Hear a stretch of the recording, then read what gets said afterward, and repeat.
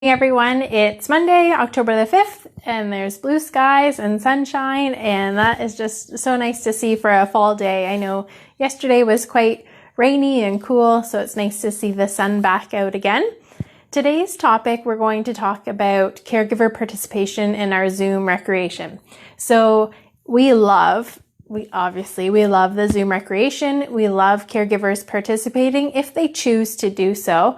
And sometimes caregivers are participating to help their person, get the most out of the program by cueing them and being a part of it. And sometimes caregivers are enjoying participating because they get a lot out of it for themselves also. So joining in for exercises, playing bingo alongside their person, different things like that is totally okay. And, it's out there for everyone to enjoy. So definitely we encourage caregivers to participate if they so choose.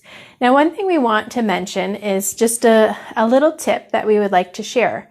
So it always happened here on site also. So we would, facilitate some kind of trivia program or, finish the phrase, fill in the blank, that kind of stuff. And without fail, we would have volunteers and students and other visitors answer some of those questions. So that's great because we know that, the questions are engaging and, people want to participate. But really we have to keep in mind who the program's for. So our questions are geared towards our clients, and we really want our clients to be able to participate and answer those questions. So what we're going to ask our caregivers is just kind of take a step back, kind of reevaluate how you are helping your person to participate. So rather than answering the question, because you know it, how can you help your person contribute and answer the question? So when we were on site, we would do a lot of things that we would call cueing, or priming. So we know the person may just take a little bit of time to come up with the answer. Maybe they need a couple more hints. So is there a way as a caregiver at home, you could give your person a few extra tips if you know the answer? So sometimes, like I said, we would do this also. So if I know the answer, I could say to the person, it starts with S, it rhymes with whatever, or, I think it's on the tip of my tongue.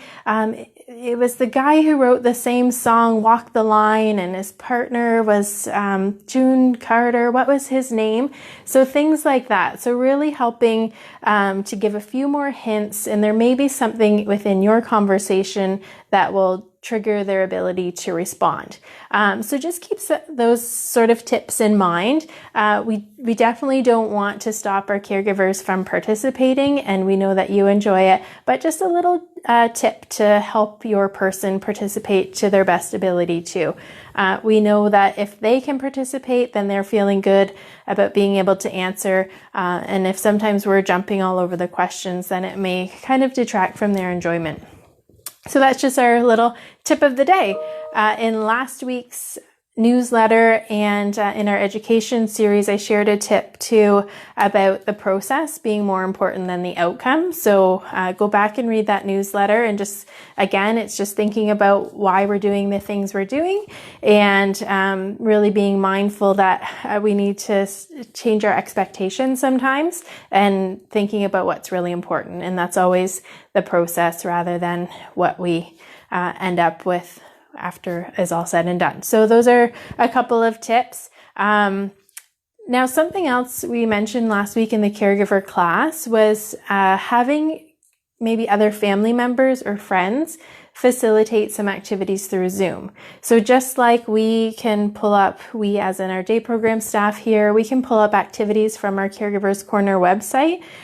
Perhaps someone that you're connected with could also do the same. And maybe those people that are having a hard time finding conversation, or, just don't know what to do over Zoom, maybe they could find something on the Caregivers Corner website and use that as their conversation for the call. And that might just be a way to kind of give a caregiver an extra few minutes to have a little bit of a breather, or take a shower, or just find that pleasure in seeing their person interact with someone else. So if if you know someone, if you have a family member that you would like to try this with their person, definitely reach out to us, and we would be happy to take a few minutes to help that family member, whoever it is, get connected with Zoom, and we can kind of take them through our website really quickly and just give a few tips. So just those are the supports that we have available, and we would be more than happy to share that to continue to enhance meaningful activities within your own home. Just a few other notes. I know last week I talked a little bit about the results of our Zoom evaluation and then kind of got distracted and cut off because we had a person waiting to come into the program. So I just want everyone to know that there were really great challenges identified, some that we were aware of and others not so aware of. So we were definitely looking through all of those comments and suggestions and finding ways that we can problem solve as best as we can. So things like when people are dominating conversation, and the other one was about being heard and also being able to hear. So we will be sharing some more feedback as we kind of work through those things. We have a few things in mind, definitely for when rooms are a little bit too overstimulating or there's people dominating, we have a few things we want to try. So we will be doing that in the next few weeks, hopefully. And then our last little suggestion for the day is if your person is having a hard time hearing and also being heard, we have these microphones, these headsets with microphones that we use here at the day program. And these actually really cancel out noise really well also. So sometimes you'll see our staff wearing these. So they're noise canceling, but they've got the microphone too. And it just plugs in with a USB, this model anyway, plugs in with a USB to our laptops or computers, and it's got a really long cord. So the person could actually sit back a little bit from their device, and we could see more of them, but also hear really well, and we can hear them really well because for some people it is really a strain to hear their voice. A lot of people have a softer voice.